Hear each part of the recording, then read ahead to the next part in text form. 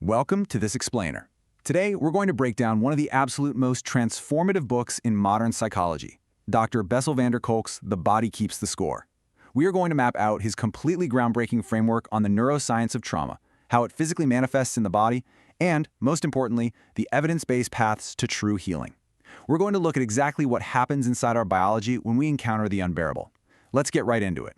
To help us navigate all this dense neuroscience, here's our roadmap for today. First, the hidden epidemic. Second, your brain on trauma. Third, the body's silent alarm. And finally, number 4, paths to true healing.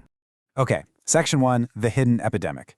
Before we even get into the brain scans and the biology, we have got to shatter a massive misconception right out of the gate. The idea that trauma is just something that happens to combat veterans deployed to war zones.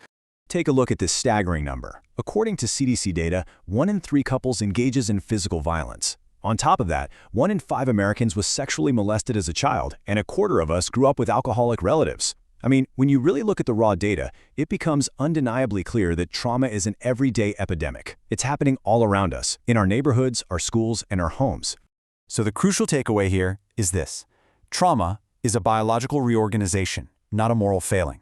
When we see trauma reactions in people, whether they're violently raging, completely shutting down, or maybe struggling with severe addiction, these behaviors are caused by actual physical changes in the brain's alarm system. They're absolutely not a sign of bad character or just some lack of willpower. The brain has literally rewired itself to survive.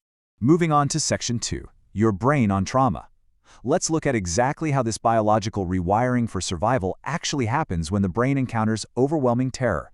Now, this is where it gets really fascinating. Notice how our brain processes information normally versus when it's under threat. Normally, incoming sensations from the outside world, sights, sounds, smells, they first hit the thalamus. You can kind of think of the thalamus as the brain's cook.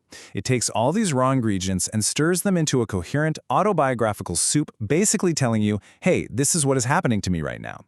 But as those arrows show, those sensations are also passed down to a tiny, almond-shaped structure called the amygdala. The amygdala is the brain's smoke detector. It operates on lightning-fast speed, the low road, deciding instantly if something is a threat, and if it detects danger, it immediately triggers the body's stress hormones before you even consciously realize what's going on. Right, and this illustrates the vital counterpart to our smoke detector, the medial prefrontal cortex. This acts as the watchtower of the brain. The watchtower offers a top-down view. It's supposed to look at a situation logically and tell the amygdala, hey, calm down, that loud pop was just a car backfiring, you don't need to panic. But in traumatized individuals, this delicate balance radically breaks down. The smoke detector just goes into total overdrive, and the watchtower's ability to inhibit that alarm is drastically reduced. The person basically becomes trapped in a perpetual state of fight or flight. And we don't just have to guess about this. We can actually see it happening. Here we have literal visual proof of an active traumatic flashback in a patient named Stan. Just look at that brightly lit up right amygdala on the scan. Stan was just resting in an fMRI machine, listening to an audio script of a terrible car crash he had survived years earlier. But his brain makes no distinction at all between the past and the present. That glowing spot tells us his brain is acting as if the terrifying crash is happening right this exact second, literally flooding his entire body with adrenaline and stress hormones. This totally highlights the profound divide between the rational brain and the emotional brain during moments of overwhelming stress. The rational brain, which processes things as a logical, time-bound story, well, it simply shuts down. The emotional brain takes total control. And this is exactly why trauma isn't stored as a normal memory, with a beginning, a middle, and an end. It's stored as fragmented, timeless sensory imprints. It could be a sudden smell, an intense flash of an image, or just a sheer feeling of panic that makes the victim feel like the threat is going to last forever. Which brings us to a truly heartbreaking neurological discovery. During a flashback, Broca's area, the literal speech center in the left frontal lobe of the brain, goes completely offline. The brain scan of someone experiencing a flashback looks incredibly similar to someone suffering a stroke in that exact area. This brilliantly explains the speechless horror of trauma. Survivors literally lose the biological capacity to put their feelings into words. Understanding this means we absolutely must relieve trauma survivors of the guilt of simply not being able to talk about it. They physically can't. All right, section 3. The body's silent alarm. Now that we've seen how the brain's wiring is altered, let's explore what happens to the rest of the organism. How do these brain changes manifest as physical, bodily symptoms over the years? Because trauma makes the internal world feel so unpredictably dangerous, survivors often develop a condition called alexithymia. It's Greek for not having words for feelings. It is the sheer inability to identify what physical sensations actually mean. So a survivor might be visibly terrified or furious, but if you ask them, they'll just say they feel fine. They lose touch with their own visceral warning signs, which makes it incredibly difficult to know what they need or even how to protect themselves.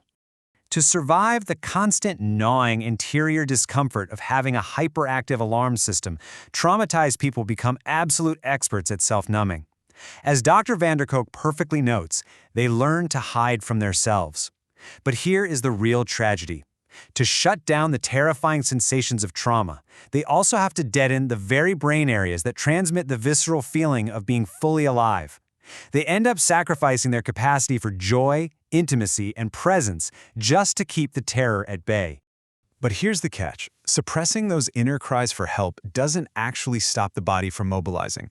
The brain just keeps sending signals to fight or flee, keeping muscles ridiculously tense and stress hormones constantly churning. Over time, this relentless biological mobilization leads to a cascade of severe chronic somatic illnesses. We're talking about things like fibromyalgia, chronic fatigue, migraines, digestive issues, and autoimmune diseases. The body is literally bearing the physical burden of the unprocessed trauma. And sadly, the medical diagnosis often becomes the survivor's whole reality, without anyone ever connecting it back to those original psychological wounds.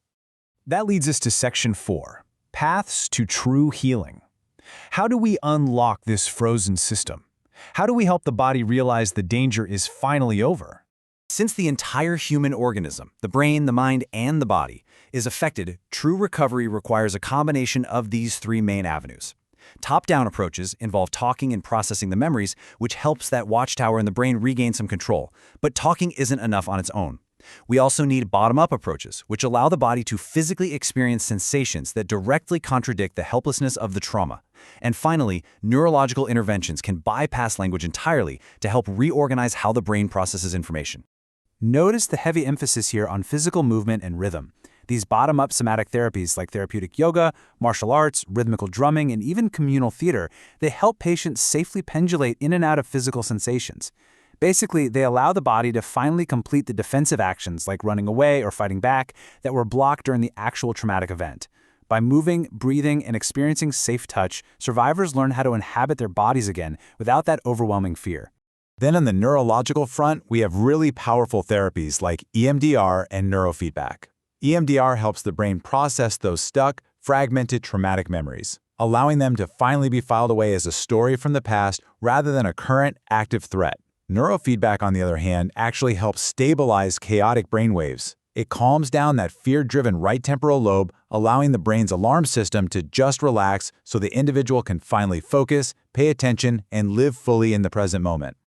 So, as we wrap up this explainer, I really want to leave you with a question to ponder. We all experience stress, hurt, and adversity. But are you listening to the score your own body is keeping? Remember, thanks to the incredible power of neuroplasticity, your brain and your body always hold the potential for profound healing. It is literally never too late to rewire the system, calm that smoke detector down, and finally return to a true state of safety.